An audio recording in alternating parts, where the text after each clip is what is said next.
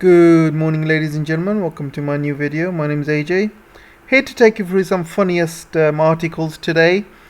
And I'm going to start with this. Biden said Zelensky did not want to hear US information on Russian invasion plans.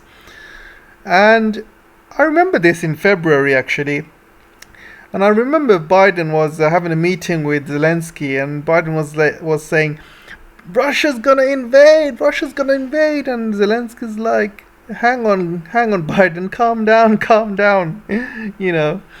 But this is the situation. Everybody knows that this is not a war between Russia and Ukraine. You know, Russia and Ukraine did not, get along so bad enough that Russia decided to have a war with Ukraine. This special operation is only down to NATO, and it's only down to America.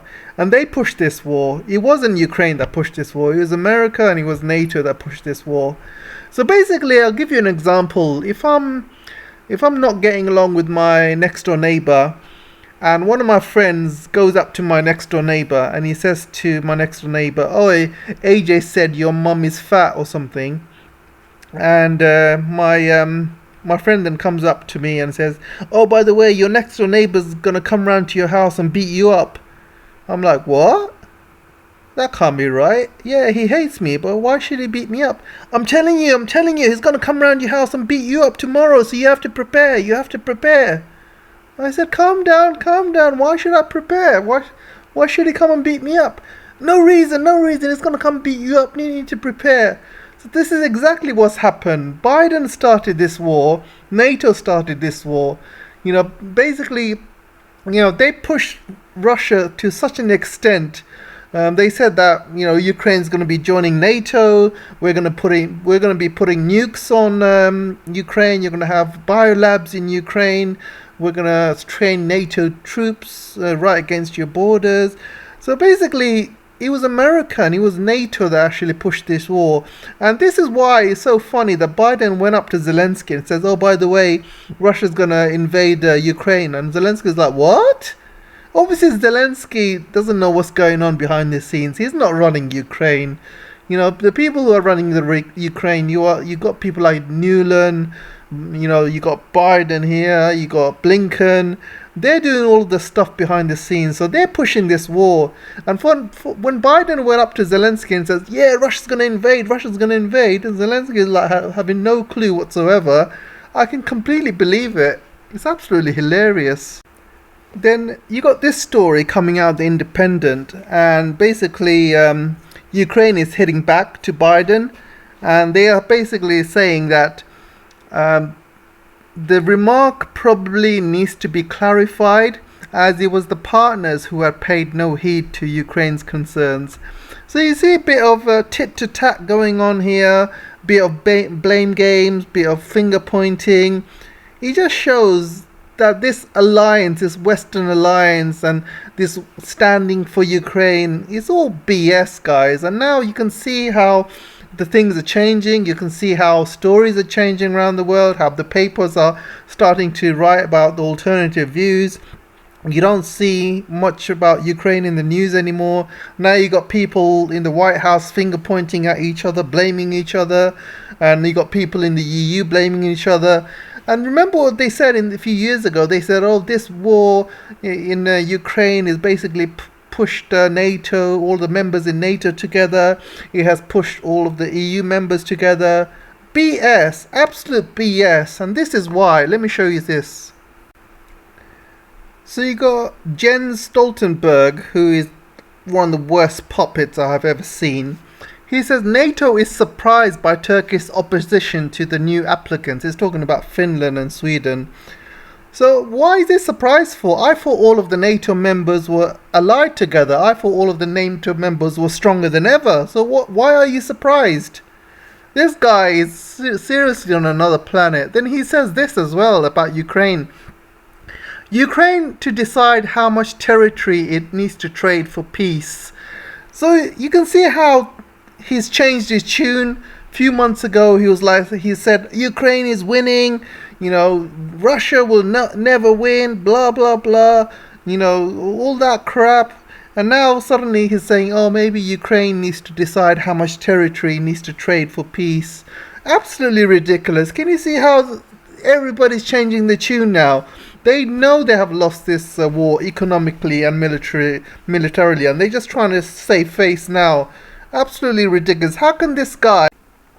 So you have another soldier who has died in Ukraine, and again, it's all down to Liz Truss. She has sent all of these young soldiers to their deaths.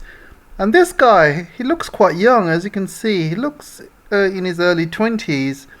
What a waste of life. Seriously, what a waste of life. This guy had his whole life ahead of him, and he goes and kills himself for Zelensky. He's an idiot. When you get these mercenaries who die for foreign countries, they don't even get full military burials. They don't get any. Their family don't get any money. So pretty much died for no reason. When you die for your country in the West, or I know in England, if you die for your country, you get full military honors. You get your name put on some plaque. You get your name on a board, and your family gets looked after.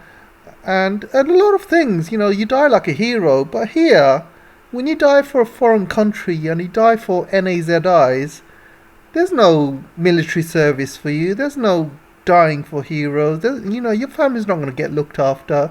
Pretty much died for no reason. Just putting yourself through, and your family through all of this misery for no reason whatsoever.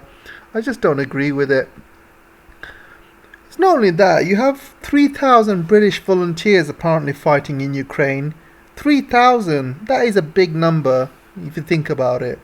The British army isn't that big as it is, and you've got 3,000 of them fighting in Ukraine. Utter idiots. Utter idiots. I just have no words.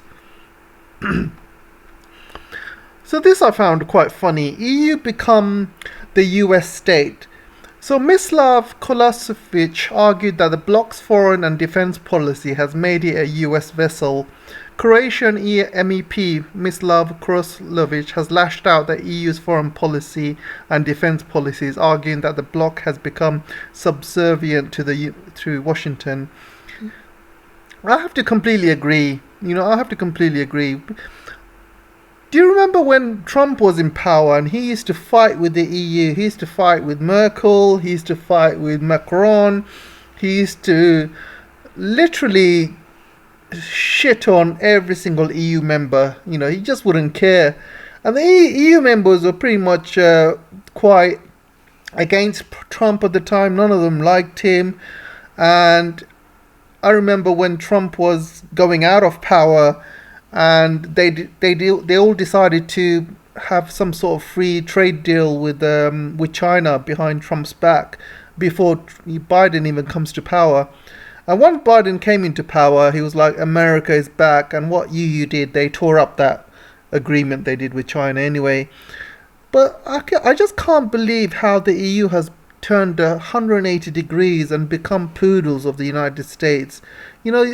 All the United States has to do is say jump off a cliff, and they all jump off a cliff one by one, apart from the Hungarian Orban. But the rest of them are literally poodles. I've never seen anything like it. You have to include the British Prime Minister in that as well. He's the biggest poodle of them all. And I've never seen anything like it in my whole life. I've never seen a bunch of poodles that follow America so blindly, even after what happened with the Iraq war, after what happened with Libya, what happened with Syria, after what happened with Afghanistan, after what happened with Vietnam. It's just lies after lies after lies and after lies, and they're still going, blindly following these Americans. I just don't believe it. Do these EU members have no brains whatsoever? And what's worse, most of the population are believing in them, and most of the population are falling for all of this BS. You see all of these people in Twitter handles with the Ukrainian flags, and driving down the street with Ukrainian flags, and have a little badge on your chest with the Ukrainian flag on it when you walk down the street. Bunch of idiots. Seriously, what the hell is wrong with people right now? I mean, I have never seen anything like this in my life, and I mean, I'm just lost for words, to be honest. How people can be this brainwashed again and again and again. You would think that the Iraq War or something like that would waken people up and people would be more clever about it. But no, they become more stupid. I just can't believe it, seriously. And this EU lawmaker, Miss Love, is very, very correct, and I have to completely agree with him. So the only member who I've seen, well, I don't really follow many people on Twitter, but you can see Ursula is probably the biggest puppet of them all. And she's still got the Ukrainian flag alongside the EU flag. And this woman is blindly following Ukraine like I've never seen in my life. This woman is obsessed, absolutely obsessed. And you just have to look at this clip of her meeting Zelensky. Hello, my lovely. Oh, very nice to see you again. Very nice. I haven't seen you from that night we met. Remember that night we met? That lovely night we met. I don't want to talk about it in front of these people, but you know what I mean. Yes, I remember. How can I forget? You were the first. You took my, you know what? Yeah, I really enjoyed myself. Oh, I'll never forget that night. Oh, so good to see you again. Oh, yeah. It's like watching a romantic movie every time these two are together. It's like watching Pretty Woman or some rom-com. And obviously Zelensky would be playing Julia Roberts, obviously. Just look at that big... I've never seen a woman smile like that, apart from my wife when she sees me. I've never seen a woman smile like that big a smile in my life. You know, it's just... She must really fancy him or something. So you got the next story. Ukraine's envoy berates Germany. So Germany is like the little biatch, basically, and basically they get so much insults from the Ukrainians. You know, Ukrainians are now saying that Germans are not helping, even though Germany is sending anti-aircraft missiles, and you know Germany has basically blocked the Nord Stream 2, and they have literally cut all ties with Russia and burnt all of their bridges. Still, that's not enough for Ukraine. Still, it's not enough. It's you know, like I said, they feel privileged, and no matter how much you try and help them, it'll never be enough. So this guy is basically berating Germany, is berating Scholz. They have called Scholz a sausage or something. And so many articles I've seen where the Ukraine is just insulting the Germans left, right and centre. And so many insults. And these Germans are just taking it. Scholz is taking it, not saying anything back. I'm just surprised. I am absolutely surprised. Do these guys not have a spine or got any balls to stand up for themselves? Literally, Ukraine is there to say whatever they want, and they can insult these Germans to the max. You know, I just can't believe it. And the Germans don't say anything back because they are submissive to the United States. And the United States are like, all right. Don't say anything back, you know, bite your tongue, take it, you know, take whatever they give you, don't do anything back. And Scholz is there taking it. I'm just surprised. You know, I remember when Merkel was there, at least Merkel had a bit of a spine. She wouldn't even let Trump bully her. And Trump is a big bully. He would literally bully anyone. You know, if you're a leader of any country, he would bully you to death. But one particular leader who could not bully was Merkel. You know, why can't German leaders have a bit of a spine now and then? You know, there's nothing wrong with having a spine. There's nothing wrong with having a bit of balls. You can't just let Ukrainians talk to you like that. It shows no respect. Come on, Germans. Sort yourselves out. So now I'm going to talk a bit about India. And there's not many channels that actually talk about India when it comes to geopolitics. So basically, Russia now becomes India's second largest oil supplier, and they're buying a lot of discounted oil from Russia as well. And they're buying more and more from Russia, despite warnings given to them by the West. And good on India for standing up against America and stuff like that. However, India is having some huge problems as well. first of all, their COVID is starting to increase. They've had about 8,000 in the last 24 hours, and that's increasing day by day. So that is a bit of a worry. There's also a lot of protests going on around the world, especially around Muslim countries.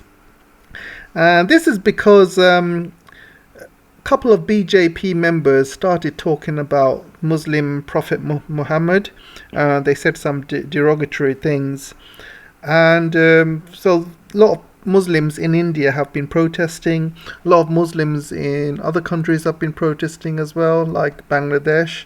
There's also a heat wave going on in India as well. There's a huge heat wave, average between 40 to 50. That's having huge issues in India when it comes to agriculture and things like that. With the country being that hot, the productivity goes down. You need more energy for things like to keep cool, so you need a lot of energy for air conditioners and things like that. So India is having problems. They're having a lot of blackouts as well, because it's costing them a lot, to basically to keep everyone cool, and it's costing them a lot of energy. So India's going to have a lot of issues. They're burning a lot of coal as well to supply this kind of power. But the main problem is a lot of protests going on around the world. And you can see in Bangladesh there's a lot of protests. People are being killed. You can see 2 protests died of gunshot injuries.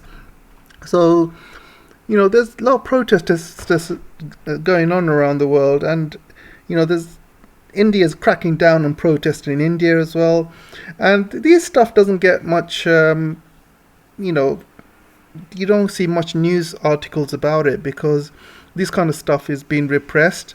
I remember when the farmers' protests were happening, and that was also repressed as well. But a lot of people started going on social media and spreading that around. And even, I think, one point, Rihanna mentioned it about the farmers' protest, and that created a lot of buzz. So there's a lot of stuff that doesn't get reported in India. Anyway, despite all of these protests in India, all these protests in Bangladesh, India really didn't do much. There was a comment from Antony Blinken as well. He mentioned something about human rights. And India stood up and said, what about America's human rights? So they're kind of doing what China's been doing what Russia's been doing, basically standing up to the Americans and saying, look at your own human rights before you start accusing other countries of human rights. So it's good on them. Unfortunately, these protests have now gone to other countries like Qatar, Kuwait, Saudi Arabia, Iran and Oman.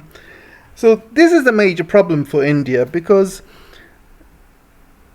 these countries are very, very vital for India, especially for their interests, in terms of oil, in terms of energy, in terms of gas, and also in terms of an alternative route to the BRI.